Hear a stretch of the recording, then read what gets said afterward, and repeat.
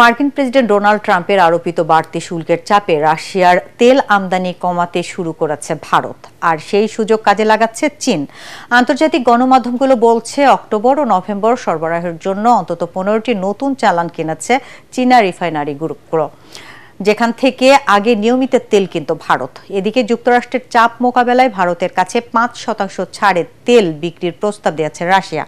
ফারহিন ইসলাম জানাচ্ছেন বিস্তারিত। 2022 সালে ইউক্রেনে আগ্রাসনের পর পশ্চিমা দেশগুলো রুশ জ্বালানি আমদানি কমালেও ভারত চীনই হয়ে ওঠে রাশিয়ার বড় ক্রেতা। তবে গত জুলাইয়ে ট্রাম্প হুঁশিয়ারি দেন, রুশ তেল কিনলে সংশ্লিষ্ট দেশের রপ্তানি পণ্যে অতিরিক্ত শুল্ক বসবে। বসুন্ধরা টিস্যু, অশুদ্ধতার বিরুদ্ধে এক বিন্দুও ছাড় নয়। চলতি মাসের শুরুতে ভারতীয় রপ্তানি পণ্যে অতিরিক্ত 25% শুল্ক আরোপের পরপরই তেল কেনা কমিয়ে দেয় নয়াদিল্লি।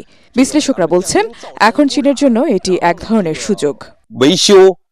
গত বছর ভারত রাশিয়া থেকে $53 বিলিয়ন তেল কিনেছিল, যা তাদের মোট আমদানির 36%। অন্যদিকে চীন কিনেছিল $62.6 বিলিয়ন তেল। তবে বিশ্লেষকরা বলছেন, ভারত কেনা কমালে রাশিয়ার জন্য সেটা বড় সমস্যা হয়ে দাঁড়াতে পারে, কারণ চীন একা ভারতের পুরো ঘাটতি পূরণ করতে পারবে না। জ্বালানি বিশেষজ্ঞ মো ইউ জু জানিয়েছেন, চীনের রাষ্ট্রায়ত্ত ও বড় বেসরকারি রিফাইনারিগুলো এরই মধ্যে অক্টোবর মাসের জন্য পশ্চিম রাশিয়ার 13টি চালান ও নভেম্বরে অন্তত 2টি চালান কিনেছে। আগে এই তেল কিনত ভারত। চীনের জন্য এটা এক ধরনের সুযোগ কাজে লাগানোর, কারণ রাশিয়ার তেলের দাম এখনো মধ্যপ্রাচ্যের বিকল্প তেলের চেয়ে ব্যারেল প্রতি অন্তত $3 কম। ভারতের উপর ট্রাম্প এখনো চাপ দিচ্ছেন, তাই চীনের জন্য কেনার এটাই ভালো সময়।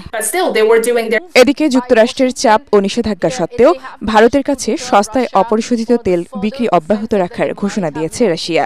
এমনকি 5% ছাড় দেবে বলেও জানিয়েছে দেশটি।